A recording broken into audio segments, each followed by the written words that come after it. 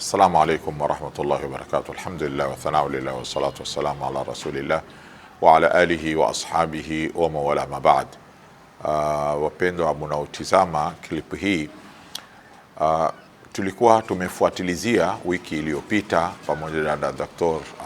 Abu Bakar Maalim, tulikuwa tumefuatilizia masala ya matatizo ya elimu katika sehemu ya Lamu Mashariki.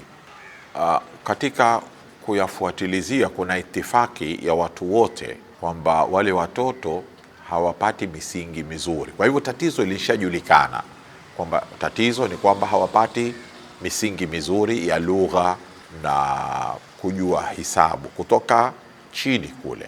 Sasa suluhisho ni sisi tuangalie namna gani tutawapatia misingi mizuri, na ili tusipoteze wakati katika malumbano ambayo hayana faida, tunaweza kufanya tuition za jioni wakati wale watoto hawako madrasa, tukawafanyia tuition za lugha na hisabu peke yake. Sasa walimu wanaotoka kule ambao ni watu wenyeji wa kule wa primary wajitolee kihali na mali, na wale wahusika wote wawape support wale walimu, kwa sababu wao watakuwa wanafanya extra program. Halafu kuna April, August, Novemba na Disemba, wakati madrasa huwa ni asubuhi, jioni huwa hawana program yoyote, zitumiwe zile holiday. Kwa hivyo tutakuwa tuna miezi minne kila mwaka, tuna na jioni masaa mawili.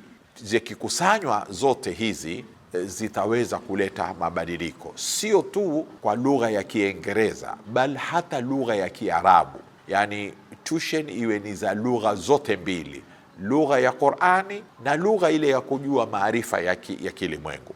Kwa hivyo tuongeze katika kuyafanya haya katika shule zote, tuongeze kuwe na mashindano ya watoto kuhifadhi angalau juzu 2 za Qur'ani, na kufanyiwa juhudi zaidi hawa watoto kufundishwa adabu na akhlaki mzuri, kwa sababu matatizo yote yalikuwa kwamba wao hawajui lugha, hawana nidhamu, hawana adabu, hawana akhlaki.